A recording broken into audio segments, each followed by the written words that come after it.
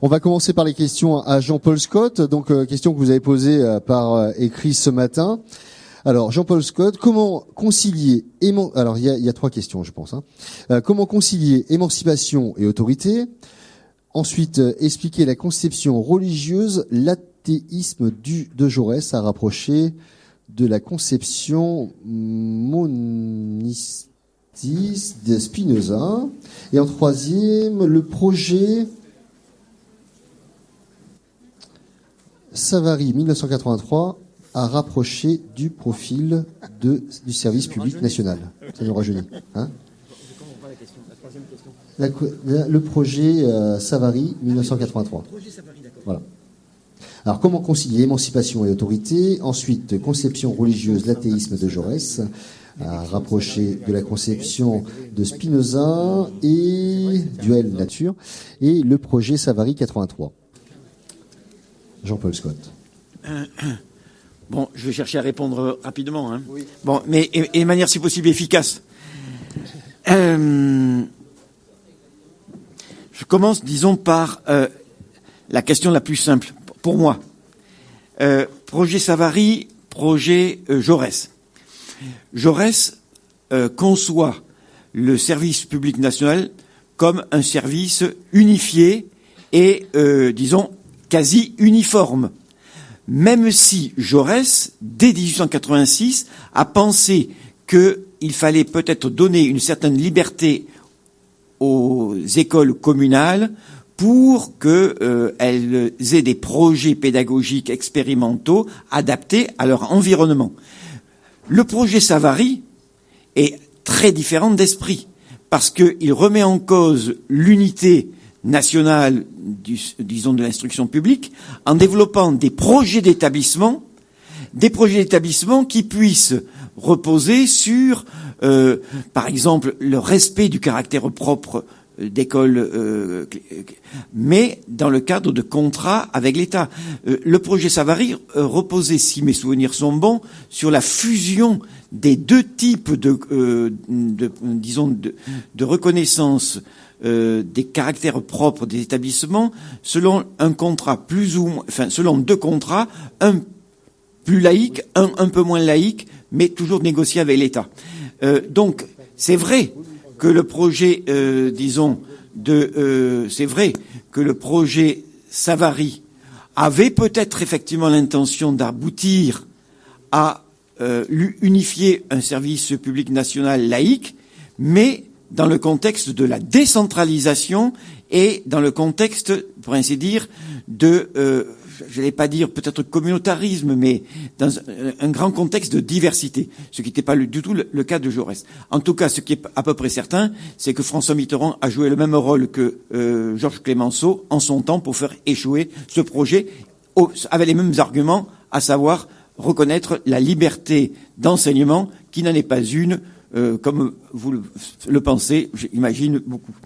Deuxième réponse. Conception religieuse de Jaurès, conception moniste philosophique de Spinoza.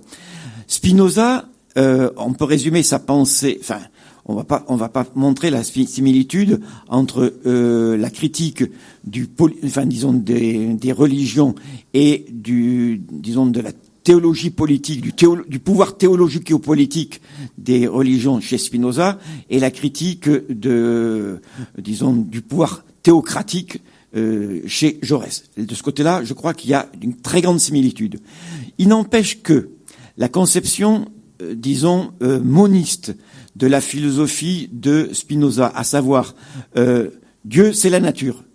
Deus sive natura, c'est la formule clé chez Jaurès. D'ailleurs, Jaurès cite cette formule, mais à mon avis, il élargit, il va plus loin, puisqu'il dit, par exemple, dans plusieurs de ses textes, Dieu, ça peut être la nature, comme ça peut être l'infini, comme ça peut être l'univers, comme Dieu, ça peut être l'humanité. Si bien que, grosso modo, on a l'impression que chez Jaurès, il y a un respect des consciences religieuses, un respect des spiritualités religieuses ou philosophiques différentes de la sienne, mais que il y a finalement une espèce de dilution de cette notion de Dieu. C'est pourquoi je mets au défi tous ceux qui disent que dès que Jaurès emploie le mot Dieu ou spiritualité ou idéalisme, il traduit un certain mysticisme, ou qu'il y a chez Jaurès une arrière-pensée religieuse, comme l'a développé s'appelle Guillemin en son temps, ou comme aujourd'hui le développe un journaliste du monde des religions qui s'appelle Éric Vincent, qui dit que Jaurès, finalement, eh bien, il est un mystique, et un mystique christique qui s'ignore. Ou que, non, il faut pas spéculer, Jaurès, il est beaucoup plus réaliste et matérialiste qu'on ne croit. Il est, pour lui, il n'y a pas de véritable différence, il n'y a pas de véritable rupture entre l'analyse matérielle de la réalité sociale et économique et de la conception intellectuelle et spirituelle qui permet de saisir le réel. Donc, à mon avis, et c'est là où je pense qu'il faut être extrêmement, je dirais, hostile et critique à l'égard des interprétations de Vincent Peillon et d'autres. Il n'y a pas chez Jaurès de conception du socialisme comme révolution religieuse et encore moins du socialisme comme religion. Troisième question, émancipation et autorité.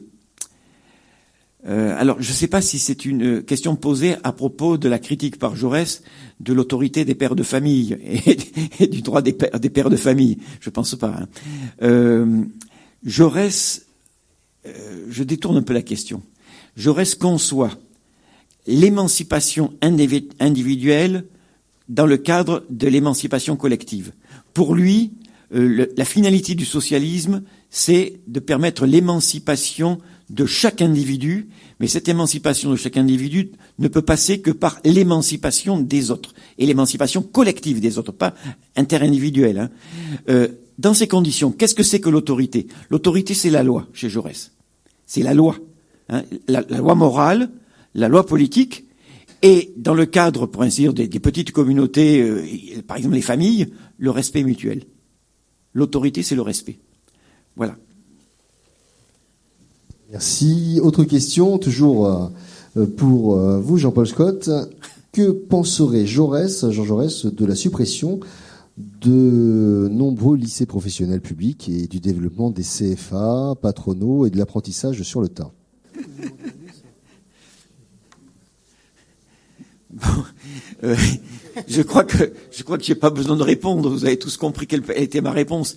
Mais j'en profite pour dire ceci. Moi, quand je suis arrivé, si vous voulez, à la fin de la lecture de ces articles que Jaurès donnait à partir de 1905 à la revue de l'enseignement primaire et primaire supérieur, qui était quand même lu à l'époque par 25 à 30 000 instituteurs. Revue qui est à l'origine d'ailleurs, entre parenthèses, de la création du premier syndicat d'instituteurs qui réclamait d'être rattaché à la CGT et que Jaurès défendait dans son objectif d'intégration au prolétariat, parce que justement, ça me permet de faire une petite digression. Chez Jaurès, le mot prolétariat, il faut le prendre dans tout son sens. Jaurès emploie très souvent la formule prolétariat ouvrier, paysan et intellectuel. Le prolétariat, pour Jaurès, c'est pas seulement la classe ouvrière au sens des travailleurs soumis à l'exploitation du travail dans l'industrie. Ça l'est, bien sûr. Mais d'ailleurs, il étend assez largement cette notion de prolétariat ouvrier. Prolétariat paysan, c'est pas seulement les ouvriers agricoles. C'est pas seulement les fermiers et les métayers soumis à, disons, des baux et des rentes qui sont de nature capitaliste. C'est aussi les petits propriétaires exploitants directs qui sont soumis aux grandes lois du marché capitaliste, aux grandes lois du capitalisme agraire. Donc, Jaurès, voyez-vous, il a une conception extensive du prolétariat paysan. Quant au prolétariat intellectuel, c'est très clair chez lui. C'est tous ceux qui font un travail de nature intellectuelle et qui n'ont pas de capital. Donc c'est en gros les fonctionnaires, les enseignants, les employés, les contremaîtres, les ingénieurs qui, ont une formation intellectuelle dans le cadre de la division du travail, mais qui ne recherchent pas, disons, le profit capitaliste, la mise en valeur de leur capital, d'entreprise de type intellectuel, pas les professions libérales. Voilà. Alors, pour en revenir au sujet, excusez-moi, je vais fermer la parenthèse, ce qui m'a vraiment intéressé, c'est cette distinction que Jaurès fait entre la formation professionnelle et puis la culture générale qui doit être dispensée à tous les enfants du peuple, même à ceux qui sont destinés à être de simples ouvriers. Pas de formation au rabais, pas de formation strictement étroite. Au contraire, pour que ces jeunes puissent devenir de véritables travailleurs libres, responsables et capables de gérer, de s'intéresser à la gestion de leurs entreprises, qu'elles soient privées ou publiques, eh bien, il faut qu'ils aient une culture, pas seulement une culture artistique gratuite, non, il faut qu'ils aient une culture générale comme tout citoyen, une connaissance de l'histoire, une connaissance de l'économie, une connaissance des lois de la société, une connaissance du droit, le droit social par exemple, et qu'ils soient capables tôt ou tard de mettre en activité, en pratique, ce savoir, cette culture qui est directement, intrinsèquement liée finalement à l'émancipation sociale. Pourquoi ? Et là, je fais maintenant une autre digression. Excusez-moi, peut-être d'anticiper sur d'autres questions. En tout cas, c'est pas celle que j'ai traitée ce matin. Chez Jaurès, la notion de démocratie économique et sociale, elle est complémentaire et dialectiquement liée à la notion de démocratie politique. Il dit que si la démocratie politique, c'est la forme, je dirais, c'est la forme politique de la souveraineté nationale, il parle dans ces cas-là d'ailleurs de démocratie formelle, elle ne peut être vivifiée, elle ne peut devenir substantielle que si elle intègre la souveraineté du travail. Qu'est-ce que Jaurès appelle par souveraineté du travail? C'est la notion de démocratie économique et sociale dans les entreprises comme dans l'État. Et voilà pourquoi Jaurès, disons, quelles que soient les formes de la propriété sociale, communale, nationalisée, publique, mutualiste, corporatiste, coopérative, Jaurès exige, dans ses textes, y compris dans ses textes les plus tardifs, justement, dans ses textes les plus tardifs, il exige que les représentants des travailleurs, élus démocratiquement, soient associés au comité, non pas d'entreprise, mais au comité d'administration, y compris des entreprises privées, avec droit de regard et d'intervention sur la gestion et les stratégies d'entreprise. On en est loin. Cette notion de souveraineté du travail, elle a disparu de la culture politique du mouvement ouvrier et du mouvement socialiste, comme a disparu, ça c'est le thème de mon dernier livre, comme a disparu, et je sais pourquoi, la notion d'évolution révolutionnaire. Excusez-moi d'avoir été un peu long. Toujours pour vous, Jean-Paul Scott. Quelle était l'opinion de Jaurès, de Jean Jaurès, donc sur cette lettre encyclique de Léon XIII, le Rerum Novarum, qui date du 15, pour être précis, du 15 mai 1891. 91, c'est ça. Réponse très simple. Jaurès, découvre la lettre, assiste à une conférence du plus grand porte-parole du catholicisme à Toulouse, en France. Il assiste à une conférence de Henri Demain et il écrit 2 articles dans la Dépêche du Midi qui sont extraordinairement critiques. Il estime qu'il y a une contradiction absolue entre cette demande de ralliement à la République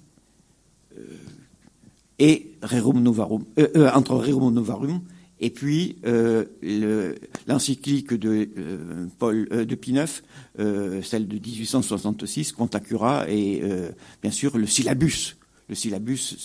Donc il est extrêmement réticent à accorder confiance, comme par exemple certains républicains modérés à la Spuer, qui parle d'esprit nouveau.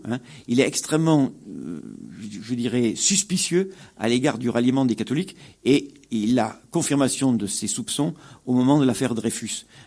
À ce moment-là, il comprend très bien que le cléricalisme et l'antisémitisme ne font qu'un avec le nationalisme. Alors, nouvelle question toujours pour vous, Jean-Paul Scott. De même qu'il y a des intégristes religieux, des intégrismes religieux, peut-il y avoir, comme le prétendent certains, un intégrisme laïque? Et sur quoi peut-il être fondé? Écoutez, Jean Bobéro m'a traité d'intégriste laïque ou d'intégriste républicain.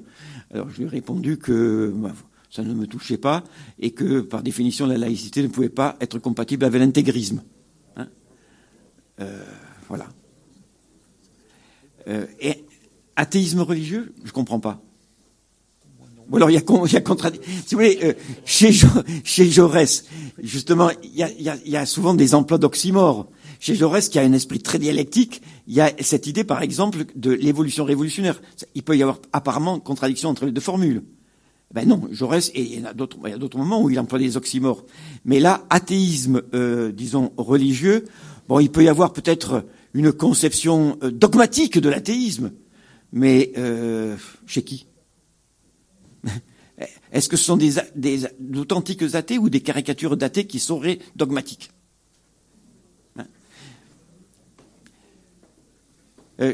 Alors justement, ça me fait rebondir sur il y a chez Jaurès, c'est peut-être pas assez, disons, connu, une certaine réflexion sur l'évolution de la science. Mais il dit toujours que les lois de la science appellent nécessairement de nouvelles découvertes et qu'il y a un mouvement incessant de la science.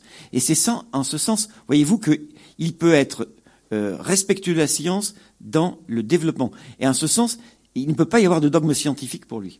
Même une loi scientifique peut, tôt ou tard, et justement, dans sa conception des rapports entre la nature et Dieu, entre l'infini et le fini, eh bien, je crois qu'il y a cette idée qu'il y a, pour ainsi dire, des forces vitales qui expliquent, s'ils ont ces liens, comme il existe chez Jaurès, toute une réflexion sur la façon dont se dégage de l'animalité l'humanité. Hein. Quand on regarde d'un peu près sa thèse principale sur la réalité du monde sensible, on est ahuri de ce que Jaurès aurait pu trouver confirmation de ses intuitions ou de ses démonstrations, parfois lourdes, pénibles, dans les développements de la science du XXe siècle, concernant la biologie, concernant le fonctionnement, pour ainsi dire, de des neurosciences, etc., etc. Alors toujours, là on est sur les questions à Jean-Paul Scott. Je continue. Donc ce matin, on me dit là que vous avez bien mis en évidence la pensée de Jean Jaurès concernant les objectifs que devraient se donner les enseignants. Il y a eu il y a quelques années, en 1998, une interrogation qui avait été faite justement au niveau de l'éducation populaire, un colloque réalisé à Castres, donc impulsé par le ministère Jeunesse et Sport et Marie-Georges Buffet, qui mettait en valeur la richesse de l'enseignement qui pouvait être donné par les Francas, les MJC ou bien plus encore. La question donc se tourne alors pour vous, mais vers peut-être aussi la JET. Est-ce que la JET ne serait-elle pas bien inspirée d'impulser en 2015 une recherche sur ce thème, pratique de la laïcité et de l'éducation populaire en vue d'une authentique action citoyenne? Question lancée. Oui, on va intervertir. On va changer de toute façon, parce que là, je passe maintenant à une question à... Ça, c'est la JET qui va réfléchir à la question que je viens de poser. Bien, le programme de 2015, merci à celui qui a posé la question. On est en train justement de faire la collecte de toutes les idées qui pourraient animer des débats en 2015 et 2016, parce que 2015, il n'y aura que 5 ou 6...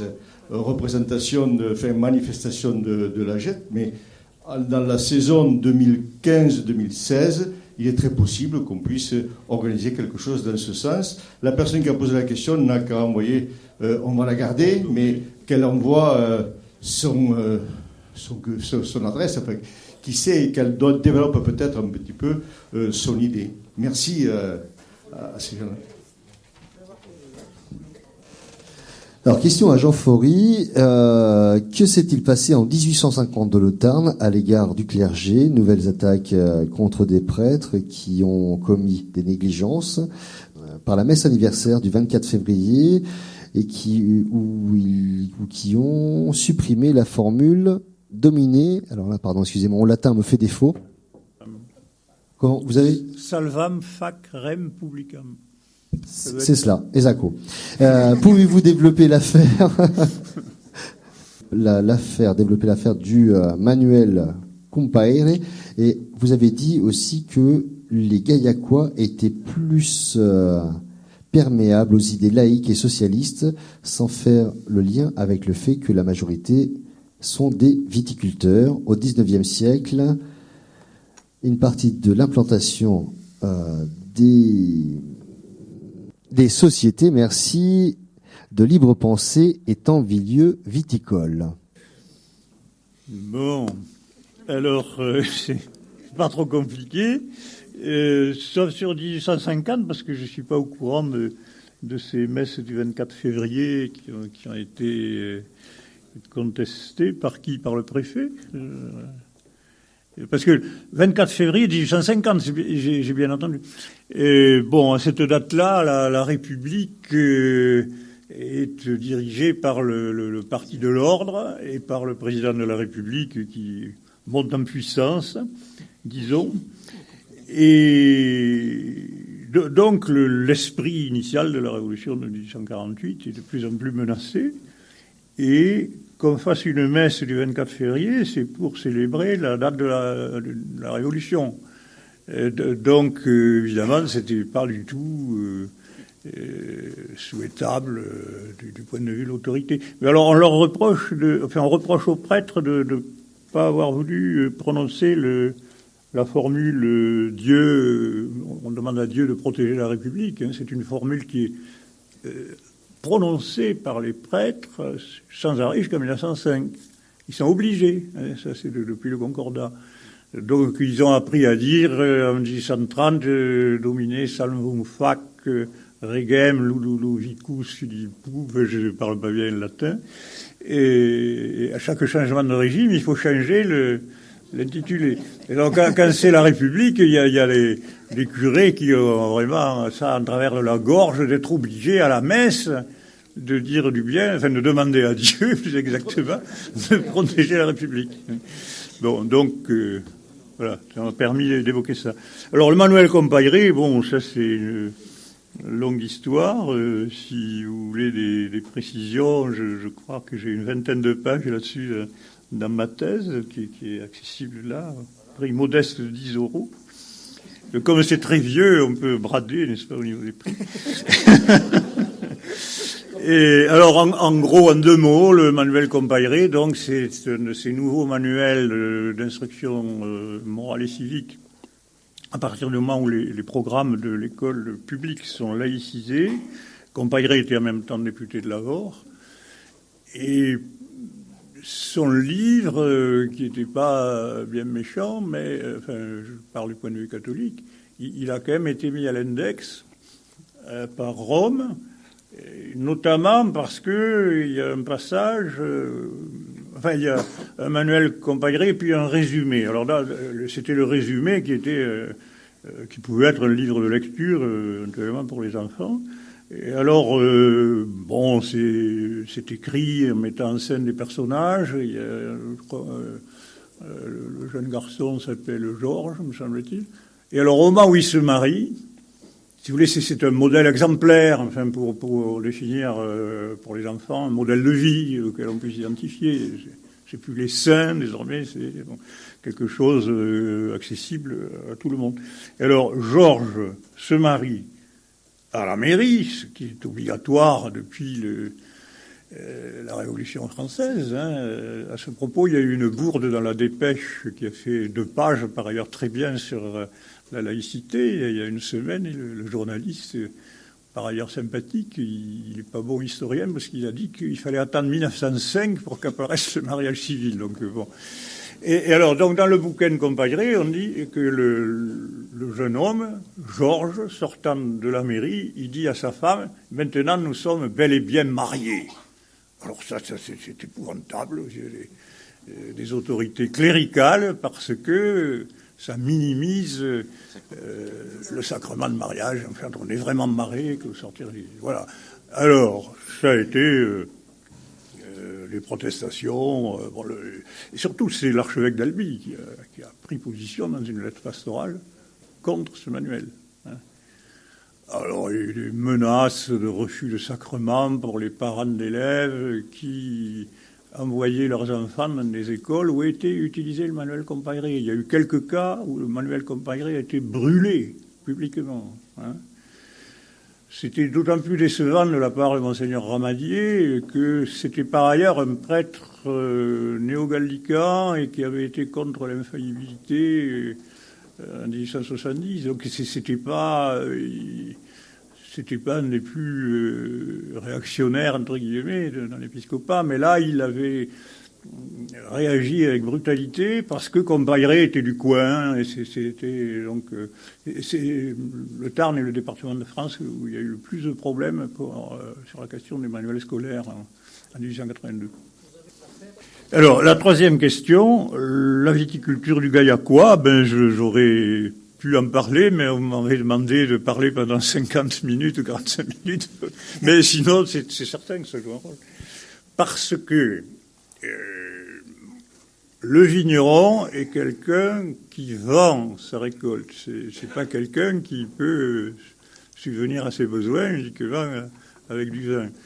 Alors que dans la montagne, par exemple, c'est la polyculture d'autosubsistance. Donc, le paysan n'est pas lié beaucoup au monde extérieur en matière économique. Le viticulteur, il est en contact avec la ville et par conséquent, il y a des idées qui viennent de la ville.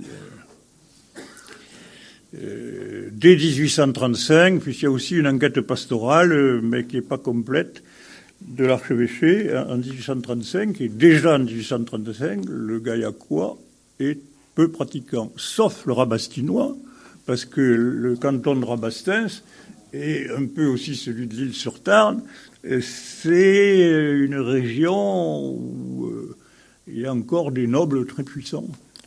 Tandis que le reste du Gaillacois, c'est la petite propriété en général. Donc les grands propriétaires jouent un rôle de contrôle des populations.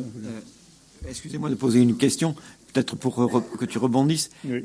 Est-ce que dans le Gaillacois, il y avait de grandes propriétés ecclésiastiques comme dans le Bordelais ou en Côte d'Or qui ont été, expropriées lors de la nationalisation des biens du clergé en, novembre 1789, qui ont donné naissance à une forte petite paysannerie de viticulteurs qui ont abondamment participé, à la création et au développement des sociétés de libre pensée, comme en Côte d'Or et en Bordelais. Est-ce que c'est... Je ne crois pas. Je n'ai pas fait d'études sur le... non, il n'y avait pas très grande propriété. La petite propriété est antérieure à la Révolution française dans certaines régions, notamment dans les régions pauvres, d'ailleurs. Nouvelle question, cette fois-ci, c'est pour Alain Ruscio. Les communards déportés en Nouvelle-Calédonie ont-ils été tous exemplaires, comme Louise Michel lors de sa révolte kanak?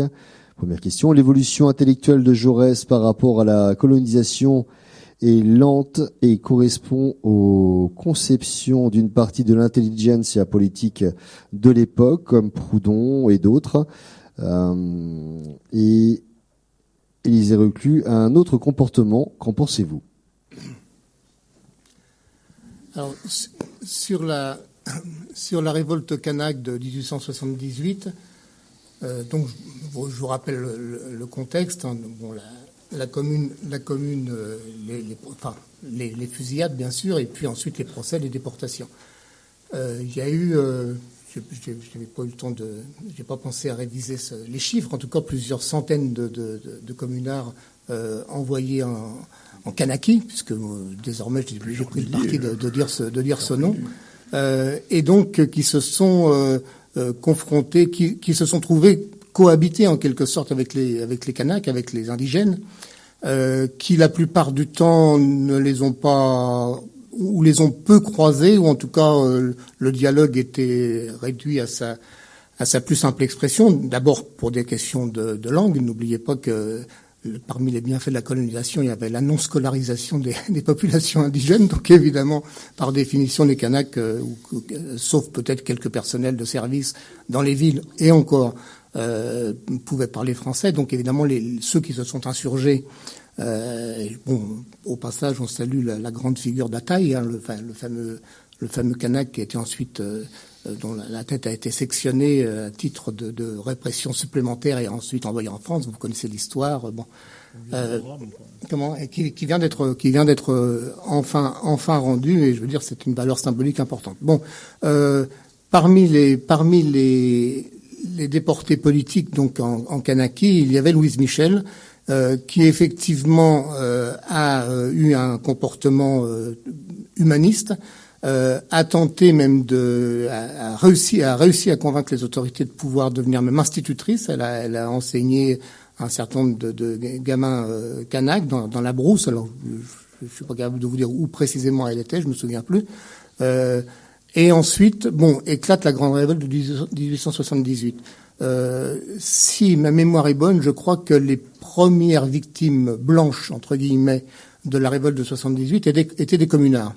Il se trouve que malheureusement, un certain les Kanaks qui évidemment pour des raisons d'accaparement des terres, pour des raisons de famine persistante, se sont révoltés.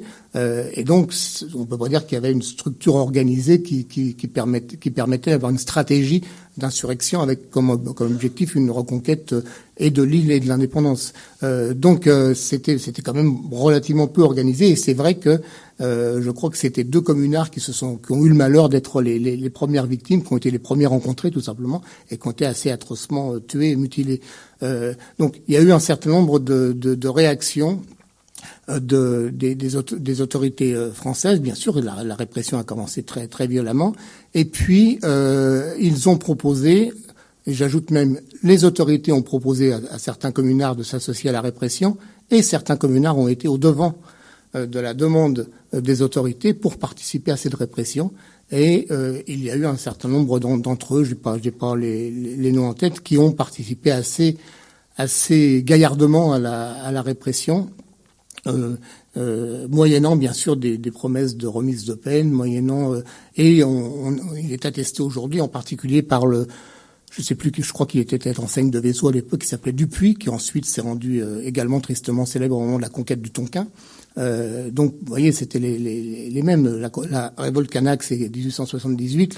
La conquête du Tonkin, c'est à partir au début de la décennie, enfin au milieu de la décennie des années 80. Donc, tout ça, c'est contemporain. Dans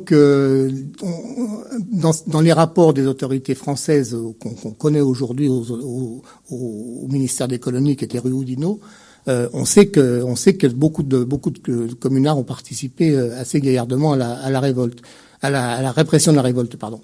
Le rôle j'ai plus en tête les noms il y a 3 ou 4 autres exceptions, mais évidemment la plus prestigieuse, c'est celle de Louise Michel.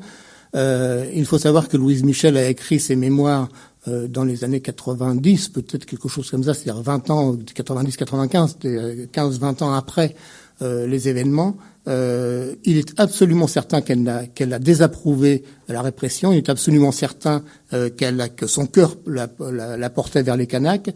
Ce qui est moins certain, et je vous invite à lire un livre d'un excellent historien de la Kanaki qui s'appelle Joël Dauphiné, qui a consacré un petit bouquin justement sur Louise Michel et la révolte des Kanaks. Et Joël Dauphiné semble, à mes yeux, avoir prouvé que elle s'est quand même donné un petit peu un beau rôle. Vous connaissez la magnifique. Bon, c'est beau, alors, puisque c'est beau, disons-le. Elle dit dans ses mémoires que lorsqu'elle a appris qu'il y avait la révolte des Kanaks, d'abord, ils sont venus la prévenir. Ça, c'est possible, parce qu'il y avait elle avait vraiment instauré des rapports de confiance rarissimes. Ils sont venus la prévenir. Là où commence peut-être l'auto-légende, c'est lorsqu'elle dit qu'elle a déchiré un morceau du drapeau de la commune qu'elle avait gardé toujours sur elle, et qu'elle en a donné la moitié au Kanak en disant votre combat est le nôtre.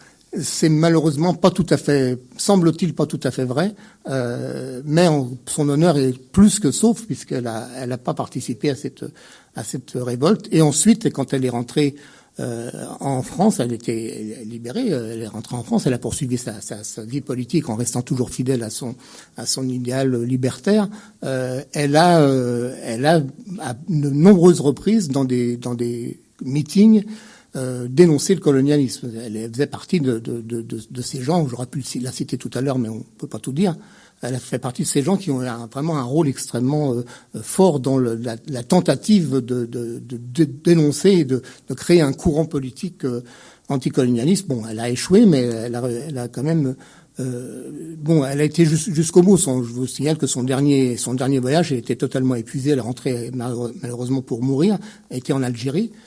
Elle était partie avec, j'ai oublié le nom de son compagnon, enfin son compagnon de voyage de l'époque, en tout cas de militants anarchistes qui étaient partis en Algérie pour porter la bonne parole. Entre parenthèses, ils essayaient d'aller vers les femmes voilées pour leur demander de retirer leur voile, ce qui était peut-être pas la meilleure façon d'aller à la conquête des masses. Donc voilà, bon, pour vous situer un petit peu le caractère. Et bon, voilà, donc non communards, puisque c'est notre famille, ont également n'ont pas compris du tout le sens de la révolte kanak. La grande majorité d'entre eux, et certains ont du sang sur les mains, quoi. C'est comme ça. La deuxième question était sur l'évolution intellectuelle de Jaurès par rapport à la colonisation est lente et correspond aux conceptions d'une partie de l'intelligence politique de l'époque, comme Proudhon et d'autres. Élisée Reclus a un autre comportement. Qu'en pensez-vous?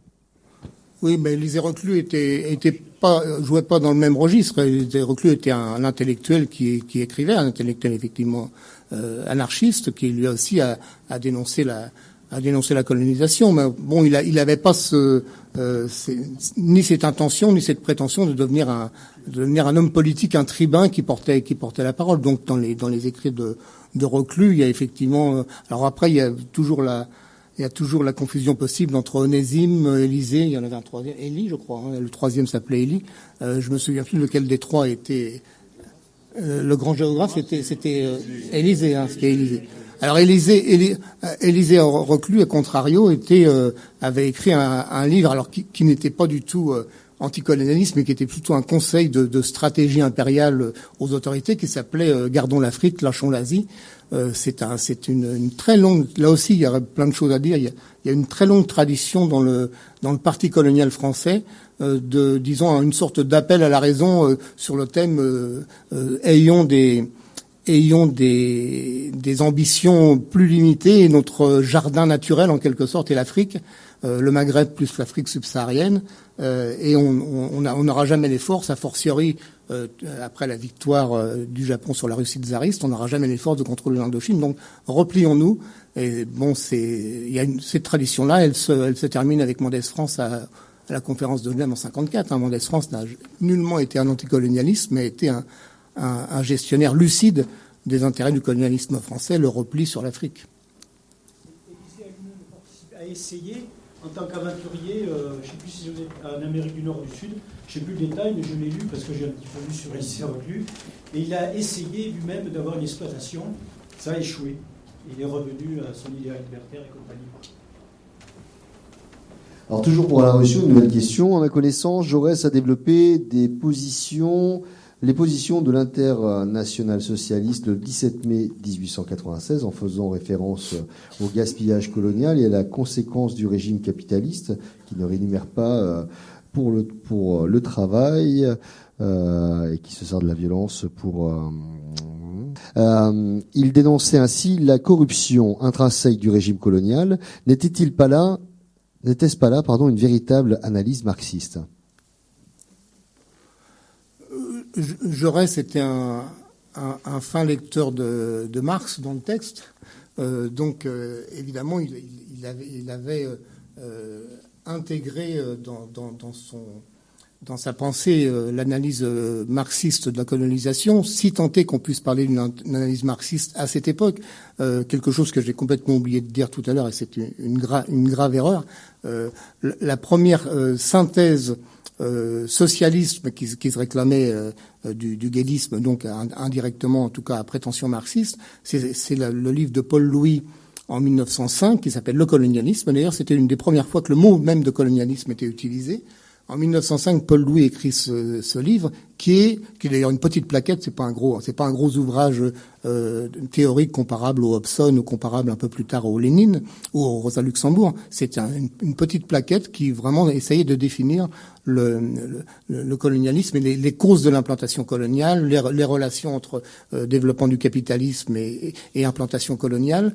Mais ce qui est tout à fait caractéristique, là aussi, ça montre les limites du socialisme d'avant 14, même si le mot limite n'a aucune connotation morale. C'est que ce livre donc survient et est rédigé en 1905. On est quand même 20 ans après les grands débats entre Clémenceau et Ferry à la Chambre. On est 20 ans après la conquête du Tonkin.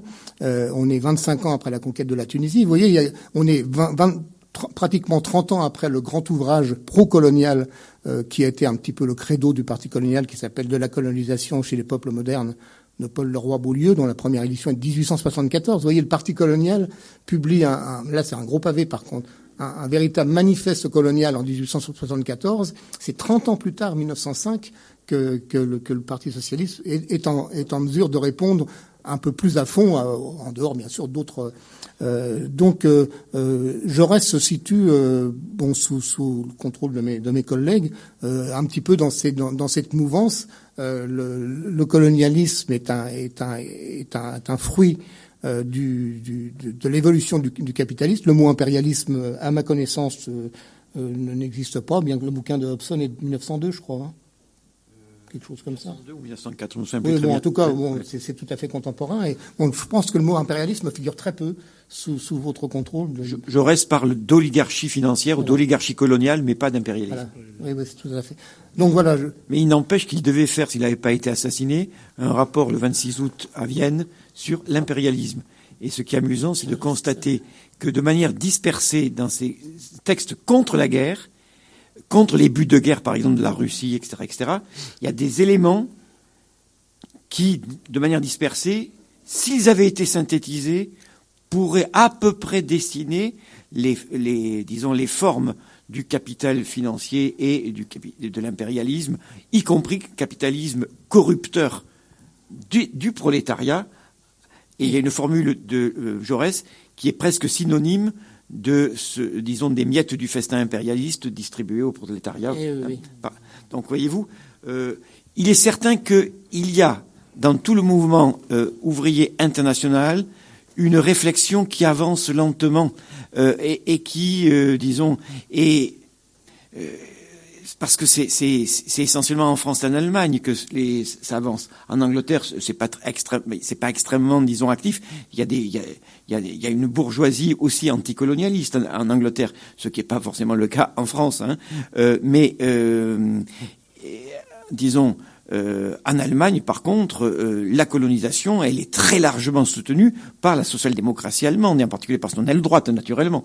En France, on a des choses très comparables, mais Jaurès, se démarque petit à petit et il ne théorise pas. Il n'a pas une pensée théorique, constituée. Et en plus, c'est pas quelqu'un qui crée une brochure synthétique, Jaurès. Oui. C'est quelqu'un qui intervient en tant que parlementaire, qui intervient en tant que journaliste. Donc, il est très soumis, de fait, sauf dans les grands moments de réflexion au niveau de l'international, il est très soumis à la conjoncture. Il réagit plutôt qu'il n'anticipe. Juste pour compléter, pour parler même plutôt à côté, même ce que j'ai oublié de dire également tout à l'heure, ce qui est remarquable chez le Jaurès historien, c'est que Jaurès est le seul des grands historiens de cette période, enfin cette période au sens large, mais enfin on y inclut Hollart par exemple. On y inclut tous les historiens du début du XXe siècle, et Michelet, donc du milieu du XXe siècle, du XIXe siècle, et Louis Blanc, bien sûr. Jaurès est le seul, je parle là aussi sous votre contrôle, qui parle de la révolte d'Haïti, qui a été un événement considérable, qui est la révolte et la défaite de l'armée française. C'était une sorte de pré-Dien Bien Phu, si vous voulez, ou de pré-Adoua. Enfin, on peut parler des quelques défaites que l'impérialisme a subies. Et la révolte d'Haïti a permis à cette île de se libérer totalement de l'emprise coloniale Et Jaurès en parle, ce qui n'est pas le cas. Il faudra, sauf erreur de ma part, attendre Albert Soboul par la suite pour que de nouveau, et puis aujourd'hui notre collègue Marcel Dorigny, pour que de nouveau les questions de la révolte d'Haïti apparaissent pour ce qu'elles furent. Je me demande si on peut même pas aller plus loin. J'ai pas fait la comparaison, mais j'ai lu que Jaurès, à la différence de Louis Blanc et de Michelet, était le premier historien à avoir expliqué le décret sur l'abolition de l'esclavage de la Convention. Je n'en suis pas sûr, mais c'est à creuser. Alors toujours une question pour Alain Ruscio. Attitude des intellectuels et du peuple français quant à la hiérarchie des races est portée grâce aux réflexions des Gobineau, le baron Pierre de Coubertin, la pensée de Maistre et de Bonald et par Durkheim, un des pères du corporatisme. Qu'en pensez-vous ? J'en pense qu'il y a eu quasi-unanimité. Je veux dire, méfions-nous beaucoup de la mise à l'index de Gobineau, qui apparaît comme l'affreux raciste qui a mis. Alors, il a effectivement mis en forme. Donc, c'est la première édition de son livre de l'inégalité de l'inégalité dans les races humaines, 1853, je crois. Donc Gobineau a effectivement théorisé la question, mais d'abord il n'a pas été le seul. Il y a eu la quasi-unanimité des scientifiques français et par exemple des anthropologues.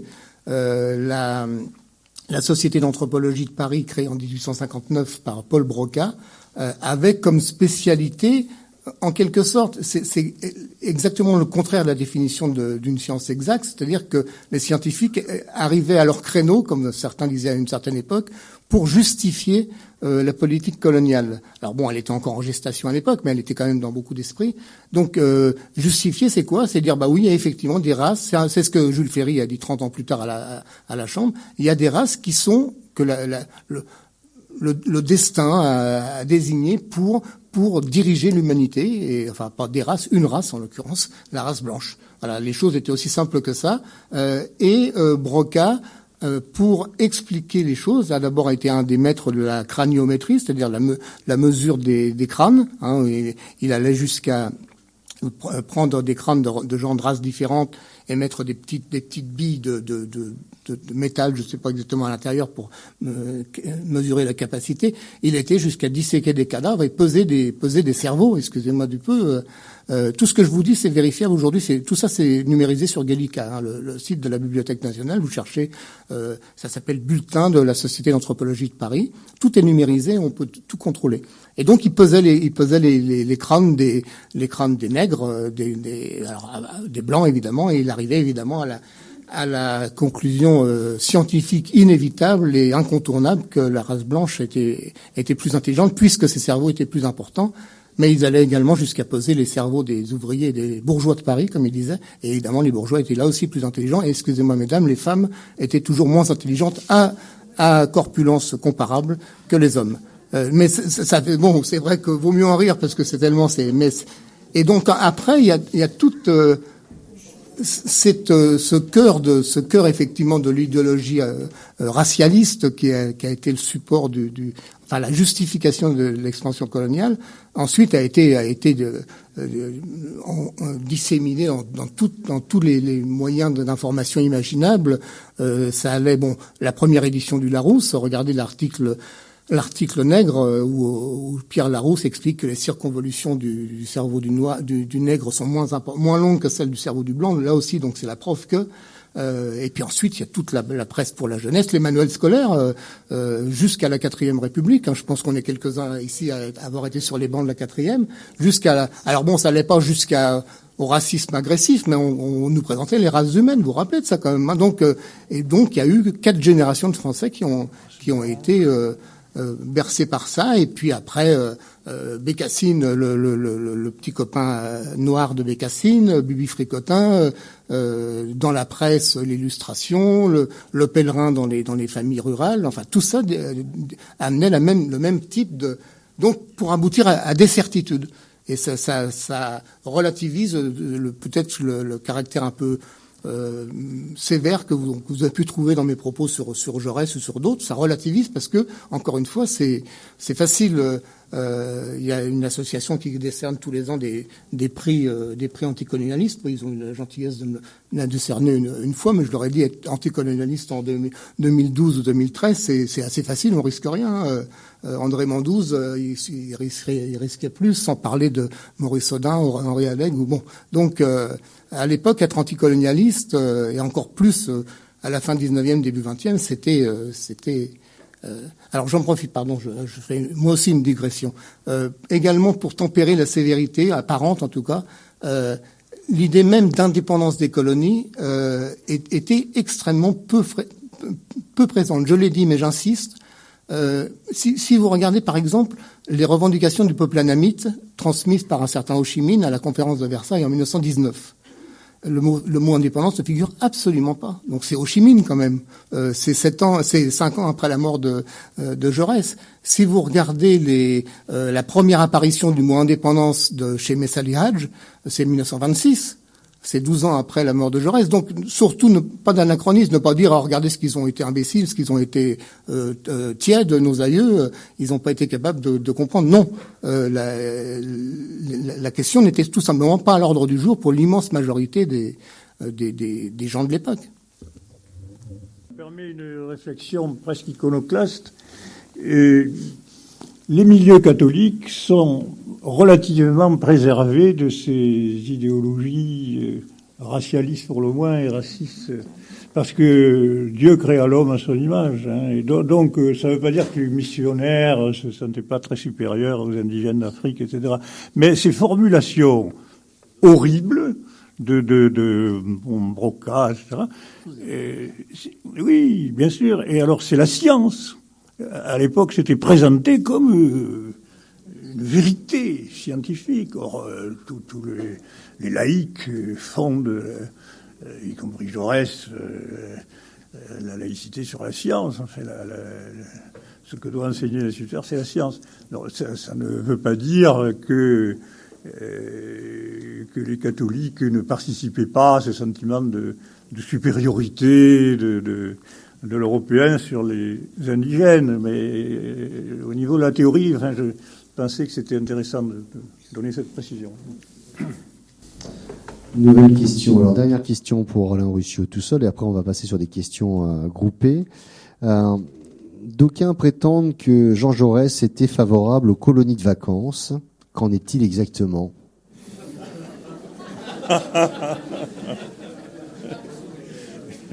Je savais que le mot colonie est à la mode. Je sais pas, comme on a mangé à la cantine ce midi, c'est peut-être ça qui vous a donné l'idée de faire. Moi, je n'ai pas de réponse. Pas de réponse. Là, c'est une question. Alors, c'est une question qui va porter donc, qui est pour Jean-Paul Scott et Jean Faury. Premièrement, la famille et l'éducation nationale ont, d'après Jean Jaurès, des rôles à jouer tous les deux. Alors, débat moderne, me semble-t-il. Pouvez-vous développer ? Merci. Et deuxième question, pour les deux, là c'était pour Jean-Paul Scott la première, la deuxième est pour les deux, pour Jean-Paul Scott et Jean Faury. Ne pensez-vous pas que la manif pour tous est la résurgence d'une anti-laïcité très archaïque, une nouvelle affaire d'inventaire ? Point d'interrogation. Jaurès effectivement explique que l'école ne prolonge pas la famille, mais qu'elle prépare les sociétés futures. Que l'école, disons, ne se contente pas de conforter l'autorité des parents et l'instruction que les parents veulent donner à leurs enfants, comme c'était finalement le cas sous l'Ancien Régime, disons avec avec la loi Fallou en particulier aussi. Mais il faut pas croire, et ça c'est vrai que j'ai pas fait ce développement parce que ça m'aurait amené peut-être un peu trop loin, que Jaurès estime que les familles doivent être et rester hors de l'école. Jaurès, aussi curieux que ça puisse paraître, pour son époque, est favorable à la présence des parents et il semble appuyer, je dis bien il semble appuyer, l'apparition des conseils de parents d'élèves. Pour moi, le premier conseil de parents d'élèves dont j'ai trouvé trace, c'est au lycée Carnot à Paris en 1901. Tiens, par hasard. Jaurès est favorable, semble-t-il, à l'organisation de parents pour faire quoi? Pas seulement pour défendre leurs chérubins. Non. Et ça, on trouve l'explication majeure dans les conseils que donne Jaurès aux instituteurs. Il dit aux instituteurs et aux institutrices, il leur dit, il faut que vous éclairiez les parents sur leurs responsabilités par rapport à leurs enfants et sur les responsabilités de l'État à l'égard de l'instruction publique et de vos propres enfants. Donc ça veut dire qu'en gros, il estime que les instituteurs ne doivent pas se battre seuls de manière corporative, mais qu'ils doivent faire en sorte que les parents soient, disons, des acteurs pour la défense générale de l'instruction publique dans la société, par rapport à l'État. Je trouve que c'est une idée particulièrement novatrice pour l'époque, puisque je vous dis, il n'était pas question de conseils de parents d'élèves dans les établissements avant quand. Je ne sais pas quand est-ce qu'elles sont apparues vraiment. Je regrette d'être ignorant, mais elles sont apparues fondamentalement après la Seconde Guerre mondiale, j'ai l'impression. Ouais. Un mot à propos de la manif pour tous. Attention, je peux vous dire que deux profs de droit de Rennes et de Nanterre viennent de sortir un petit pamphlet qui utilise la référence au combat de la crèche Babilou pour stigmatiser ce qu'ils appellent une nouvelle laïcité. Et je pense que il faut faire attention à la naissance de ce nouveau thème. Cette belle lurette on n'a pas pu répliquer à la récupération de la laïcité par le Front National, puisque les grands médias considèrent qu'une des défenseuses de la laïcité, c'est maintenant Marine Le Pen. Mais il faut faire attention à ce nouveau thème d'attaque, à savoir, c'est au nom de la loi de 1905, présentée comme une loi de liberté, de neutralité de l'État et de garantie de la liberté de religion et de manifestation de la religion, que ces professeurs de droit public mettent en cause ces laïcards qui sont, incapables de supporter la manifestation vestimentaire ou, processionnelle des religions dans l'espace public. Il faut faire très attention parce que c'est un nouveau thème d'attaque. De quoi? Eh bien, après la génération des JMJ, des jeunesses, des journées mondiales de la jeunesse, oui. Eh bien, on peut se poser la question, savoir si on ne va pas voir apparaître une nouvelle génération, des partisans de la manifestation pour tous, c'est-à-dire de l'intégrisme catholique, vu que, en particulier, un petit livre d'un sociologue qui s'appelle, je crois, Loïc Brustiller, sur les nouveaux catholiques identitaires. Et il faut faire très attention parce que leur intention, si j'ai bien compris, c'est de nous piquer la loi de 1905, dont ils ne connaissent strictement rien, et d'ailleurs ils connaissent pas grand-chose, puisque par exemple, pour eux, dans les écoles, les élèves sont des usagers. Oui, Jean Faury, oui. Concernait aussi les inventaires, est-ce que la manif pour tous n'est-elle pas un peu comparable aux manifestations catholiques contre les inventaires d'église? C'est une idée qu'on peut creuser. Et je parlais tout à l'heure d'une exaspération dans la population catholique face au combisme. Et alors ça débouche sur les manifestations pour les inventaires. Alors on peut faire aussi la lecture suivante, qui est valable d'ailleurs aussi pour l'islamisme, etc. C'est une espèce d'exaspération face à l'évolution des mœurs, petit à petit. Et alors l'histoire du mariage pour les homosexuels pourrait être interprétée comme un déclencheur. Ça, on ne supporte plus. Mais ça fait des années, voire des décennies, qu'il y a toute une partie des catholiques, hein, qui ont l'impression que peu à peu on leur démolit leur vision de la société, et donc là ça explose à ce moment-là. L'islamisme en Iran, ça apparaît quand le Shah occidentalise à toute vitesse, qu'il y a des boîtes de nuit, on danse, etc., où il y a des films plus ou moins érotiques. Et donc on peut interpréter les choses, vous voyez, comme ça, une espèce de crispation des sociétés traditionnelles face à une évolution qui les dépasse. Alors, je suis tout à fait d'accord avec toi pour dire qu'il faut surveiller ça de près, parce que bon, enfin, je ne pense pas qu'on soit apte à subir un intégrisme religieux comme en Iran, mais on ne sait jamais. Alors, autre question. Pourquoi ne pas éliminer dans l'éducation les termes de maître d'école? Ne pourrions-nous pas remplacer, par exemple, par accompagnateur, CQFD, pédagogie libertaire de Francisco Ferrer ou encore de Freinet? Le principe laïque fonctionne-t-il encore aujourd'hui? Financement d'édifices religieux, nourriture halal, crèche à Béziers, etc. pour la première série de questions. Ensuite, j'ai entendu cette formule de la part de Jean-Paul Scott ce matin. Moi aussi, je l'ai entendu. Ma liberté s'arrête où celle des autres. C'est là une conception capitaliste de la liberté, généralement admise, que l'on ressort à tout bout de champ. Une conception socialiste de la liberté serait la liberté d'autrui n'a pas la limite de ma propre liberté, mais son prolongement. La personne qui a posé la question pourra s'expliquer, mais on n'aura pas le temps. Alors, dernière question. Comment se fait-il qu'une fois Jaurès disparu, et là la question on peut se la poser vraiment, aucun député socialiste ne se soit opposé à la guerre en ne votant pas les crédits militaires? Cela ne relativise pas l'influence réelle de Jaurès sur les socialistes français? Point d'interrogation. Et dernière, c'est pas une question en fait, c'est une pensée. Pour le 31 juillet dernier, c'était aussi le jour de l'assassinat. Donc, bon, c'était le jour de l'assassinat de Jean Jaurès par Monsieur Villain, mais c'était aussi le jour de naissance de Raymond Aubrac. Voilà, petite pensée pour finir. Mais avant, les questions précédentes, si vous voulez bien y répondre, messieurs. Il y a pas foule.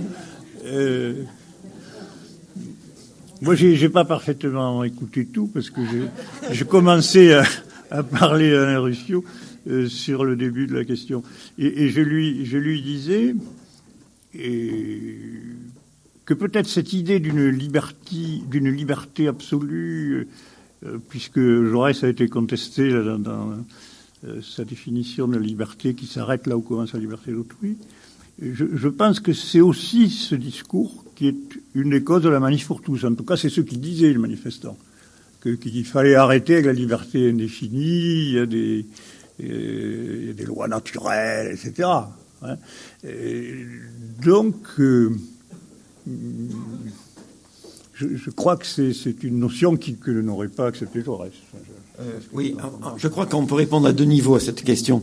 Jaurès est pour la liberté absolue en tant que liberté pour soi, en soi, par rapport, bien sûr, au fort intérieur. Et c'est cette liberté-là qui doit être fondamentalement développée au maximum par l'émancipation de chacun. Je suis d'accord qu'on peut discuter la formule qui a été celle de Rousseau. Hein, mais c'est seulement la liberté, disons, sociale, la liberté publique, la liberté exprimée dans la société civile ou dans la société politique qui s'arrête là où commence celle des autres. Alors bien sûr, Rousseau n'est pas quelqu'un qui ait une vision extrêmement claire du système économique et je pense que ces formules circulent dans, je dirais, le vocabulaire commun propre au plus grand nombre sans être critiqué. Et je suis à peu près certain qu'il faudrait critiquer la formule dans l'esprit ou le fait. Mais il n'empêche que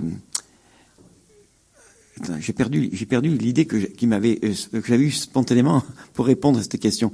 Il n'empêche, me semble-t-il, que chez Jaurès, il faudrait que vous lisiez ou que vous relisiez le fameux article sur socialisme et liberté. C'est un article de 1898 paru, je crois, dans la Revue de Paris, qui était une revue bourgeoise, entre parenthèses, où Jaurès donne ce grand article.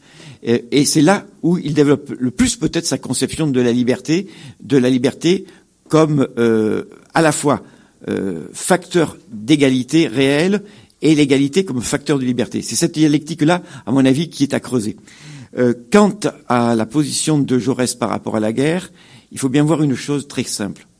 Dès 1895, dès 1905, face aux dangers de guerre, Jaurès a toujours déclaré, et c'est la tradition classique aussi des guesdistes et de tout le monde ouvrier, que la France agressée n'aurait pas de meilleur défenseur que la classe ouvrière. Et Jaurès insiste lourdement, y compris dans l'Armée nouvelle, sur le thème que si la classe ouvrière n'était pas capable de défendre la nation, c'est que agressé, victime, disons, d'agressions innommables, le prolétariat n'était pas capable de lutter ultérieurement pour le socialisme. Donc ça peut paraître très sévère, mais il faut voir très précisément que Jaurès se rendait compte que, comme Marx, le prolétariat, disons, devait se constituer en tant que nation, à égalité de droit avec les autres nations, devenir classe nationale pour, disons, dépasser le nationalisme et pouvoir développer un internationalisme. C'est bien beau de dire les prolétaires n'ont pas de patrie, mais il faut quand même dire que le manifeste communiste commenté par Jaurès, c'est quand même la formule finale, les prolétaires de tous les pays, unissez-vous. Et Dieu sait si cette dialectique-là est très mal comprise aujourd'hui par un certain nombre d'universitaires comme Jean-Jacques Becker et les autres, et beaucoup, et qui font reproche à Marx de ses propos et qui félicitent Jaurès d'avoir eu une position beaucoup plus patriotique, etc., etc.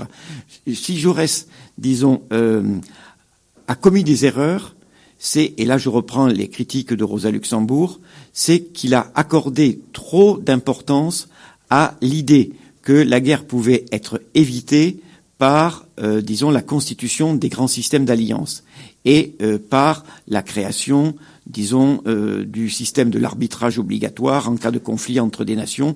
Grosso modo, Jaurès définit l'idée qu'il peut y avoir une agression d'un État contre un autre État si disons, l'État agresseur, potentiellement agresseur, ne demande pas un arbitrage international pour justifier effectivement son action. Jaurès, en fait, dans les mois qui précèdent la guerre, a deux analyses. Et je pense qu'il n'arrive pas à les coordonner. Il y a une première analyse où il fait confiance effectivement au fait que les systèmes d'alliance, la pression certainement des mouvements financiers de l'Angleterre et des États-Unis peuvent empêcher la guerre qui menace de plus en plus entre disons la France et l'Allemagne. Mais deuxième niveau d'analyse de Jaurès développe l'idée que de toute façon, et ça il développe cette idée depuis 1907, il développe l'idée que il y a un état de guerre latent ou larvé qui se développe dans toute l'Europe et qui oppose, écoutez bien, toutes les bourgeoisies et tous les prolétariats. Il estime qu'en fait, la guerre, c'est une guerre globale, la guerre qui menace, c'est une guerre globale des bourgeoisies contre les peuples de chacune de leurs nations. Et c'est pour cela que Jaurès se livre à des analyses assez fines, mais pas assez mises en avant aujourd'hui, sur les buts de guerre. Alors bien sûr, il met en cause les buts de guerre de l'Autriche à l'égard de la Serbie. Il met en cause aussi les buts de guerre de la Russie tsariste, et il ne cesse très tôt de dénoncer la complaisance des gouvernements français qui soutiennent et donnent carte blanche aux buts de guerre tsaristes. expansion vers les Balkans, vers les portes de la mer Méditerranée, etc., etc. Donc vers les mers chaudes. Et donc Jaurès, si vous voulez, se rend bien compte que dans ces guerres entre États, il y aura fondamentalement des guerres de toutes les bourgeoisies de chacun de ces États contre leur propre prolétariat. Et quand il emploie la formule que la guerre risque d'être un grand massacre de prolétaires, eh ben, que ce soit en Allemagne ou en France. Et Jaurès n'a pas eu le temps de connaître tous les buts de guerre des gouvernements français et des gouvernements allemands, mais voyez-vous, ce deuxième thème-là, disons, est chez lui présent, mais pas, et c'est ce que lui reproche Rosa Luxembourg, pas aussi peut-être présent que le premier, à savoir la confiance dans la possibilité d'éviter la guerre.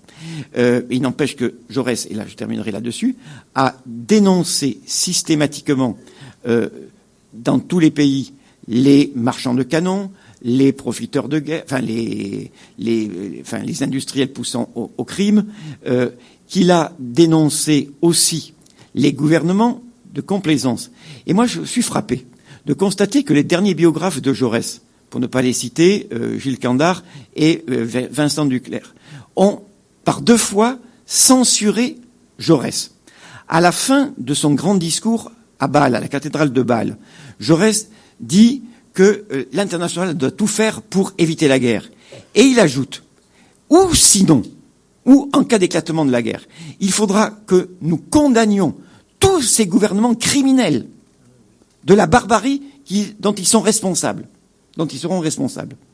Et les derniers mots de Jaurès, le 31 juillet 1914, en réplique à, disons, au secrétaire, disons, sous-secrétaire d'État, Abel Ferry, qui venait de lui dire, mais enfin, monsieur Jaurès, vous ne continuerez pas à dénoncer la guerre si la guerre éclate. Vous serez, de toute manière, si vous le faites, vous serez tué au coin de la rue. Et la dernière réplique de Jaurès, c'est, nous continuerons à vous dénoncer, vous, ministre à la tête légère, du crime dont vous serez responsable. C'est-à-dire que Jaurès, même en étant, je dirais, un patriote, même en estimant que, disons, la France agressée, si c'était avéré, la Belgique agressée, si c'était avéré, aurait à se défendre, parce qu'il faut bien dire une chose, Jaurès est favorable, il n'est pas, disons, un pacifiste intégral. Jaurès est favorable aux guerres de défense et aux guerres de libération nationale. Et je pense donc que dans ces cas-là, Jaurès, on ne peut pas faire parler un mort, mais il me semble qu'il n'aurait pas accepté le principe de l'union sacrée. Merci beaucoup, messieurs. Bon, ben, voilà, conclure ce dernier rendez-vous 2014 avec 2014 Jaurès vivant. Dernier rendez-vous proposé par l'association Jaurès Espace Tarn. Alors, je vais donner le micro à l'un des coprésidents, Michel Dubarry. Je descends à mettre le micro. Bon, ben merci pour votre présence. C'était donc le colloque de clôture. Et bientôt, vous aurez donc le nouveau programme de la JET, puisque les manifestations vont continuer en 2015.